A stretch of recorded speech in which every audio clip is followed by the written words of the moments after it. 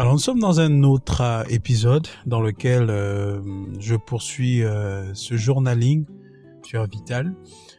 Dit comme ça, quelques raisons pour aborder la vie autrement, ça peut vraiment sonner comme quelque chose comme un concept que je veux créer et un effet spécial que je vais susciter chez les lecteurs et peut-être les auditeurs de ce podcast. À première vue, ça peut sonner, en fait, ça peut être légitime si les gens pensent de cette façon. Mais en fait, j'ai pensé qu'il était important de préciser vraiment pourquoi le Seigneur m'a inspiré ce sous-titre. Quelques raisons pour aborder la vie autrement. Nous vivons dans un monde qui nous impose des bases, du moins un fondement de vie qui, à la lumière de la parole de Dieu, n'est pas du tout solide. Et pire, il n'est pas du tout salutaire pour toutes les personnes qui cèdent justement à son évangile. Qu'est-ce que je veux dire par là? Eh bien, aujourd'hui, on assiste à une montée à l'installation d'une nouvelle culture. Et ça, c'est quelque chose que je dénonce depuis des années. Une culture qui veut que l'on vive de façon transparente et de façon absolue. Une transparence absolue qui veut que il n'y ait plus de différence entre le privé et le public. Et donc, ce qui fait que les gens, en se livrant à cette doctrine sociale, perdent vraiment de leur unicité, de leur authenticité, et donc deviennent finalement une copie conforme à la doctrine et à ce que veut en tout cas la pensée populaire dans nos sociétés. Et malheureusement, à force de céder à ce caprice, tout le monde est en train de perdre, en fait, la notion même de personnalité est en train d'échapper à l'ensemble des habitants de cette terre. Et ce qui est encore plus choquant, aux personnes qui sont censées avoir ou être nées de nouveau, pas avoir donné seulement leur vie. Non, seulement, bien sûr, la conséquence d'avoir donné sa vie à Jésus, c'est de naître de nouveau, mais le fait de naître de nouveau aujourd'hui, ce fait-là est remis en cause par l'adhésion à ce système de pensée-là.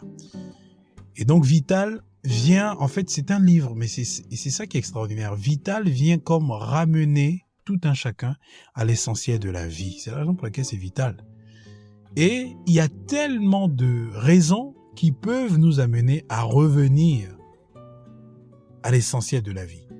Il y a tellement de faits aujourd'hui pertinents qui sont censés nous ramener à un questionnement sur les voies que nous empruntons, sur les philosophies auxquelles on adhère, sur le système de pensée qu'on laisse en fait s'installer en nous. Et il faut effectivement une révolution. Il faut une révolution pour sortir de là. Et la révolution la plus simple, c'est le changement de mentalité. C'est cette repentance qui veut que l'on se détourne en tout cas de cette mauvaise voie pour revenir à la voie que Dieu a tracée pour nous. Et cette voie, c'est le chemin de la vie, de la vérité et la vie. Donc c'est Jésus-Christ de Nazareth. Et Vital, quelques raisons pour aborder la vie autrement. C'est vraiment quelques raisons de la vie pratique qui nous donnent de comprendre qu'on n'a pas besoin de marcher selon le conformisme, selon la logique du siècle de ce monde. La Bible est très claire là-dessus. Elle dit que ne vous conformez pas au siècle présent, mais soyez transformés par le renouvellement de l'intelligence, afin que nous discernions ce qui est bon, agréable et parfait aux yeux de l'Éternel. Donc, Dieu nous a créés avec le libre arbitre, c'est clair. On a la capacité de décider de ce que l'on veut, de faire nos choix, de prendre nos décisions. Mais la Bible nous dit que si l'Éternel le bâtit, ceux qui bâtissent le font en vain. Ils travaillent en vain. Et j'ai toujours tendance à ramener ce passage qui dit que au commencement était la parole était avec Dieu, la parole était Dieu. Toutes choses ont été faites par la parole et rien de ce qui n'était fait n'a été fait sans elle. En elle, il y avait la vie et la vie était la lumière des hommes.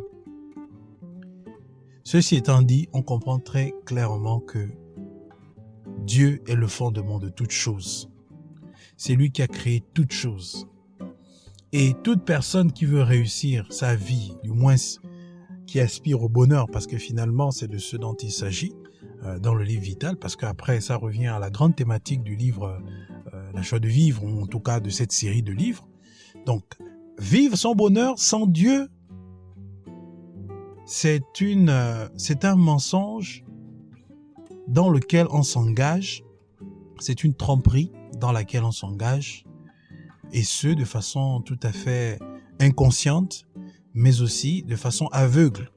Malheureusement, il y a des personnes qui viennent à être éclairées, mais qui s'obstinent à se maintenir dans leur état de personnes, en tout cas, qui veulent réussir sans Dieu. C'est leur choix. Chacun est libre de faire ce qu'il veut. La grâce que Dieu m'a donnée, c'est que j'ai reçu une éducation selon le Seigneur. C'est une grâce, je ne peux pas m'enorgueillir.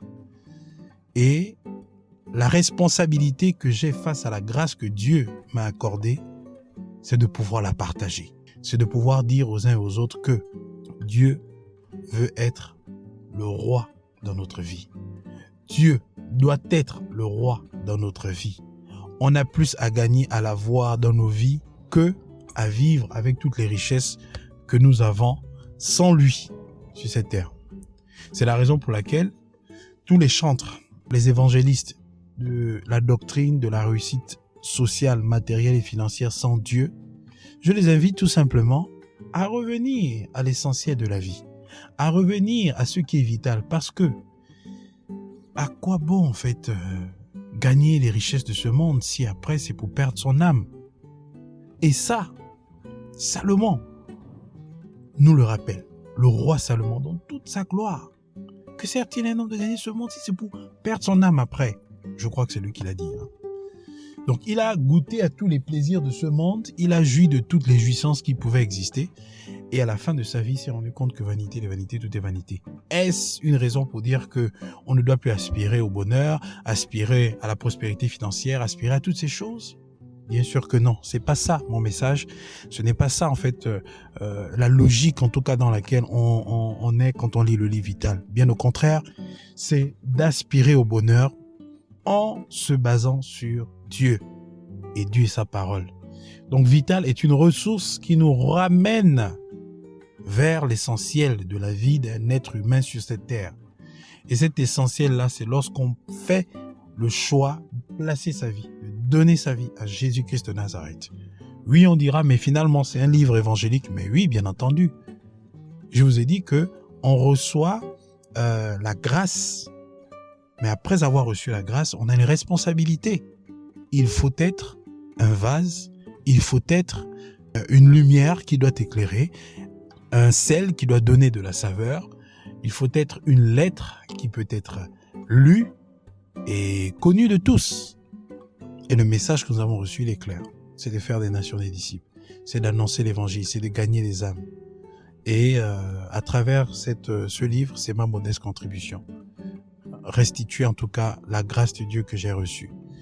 Et ma prière est que tout un chacun revienne vraiment à l'essentiel de la vie. Car c'est vital.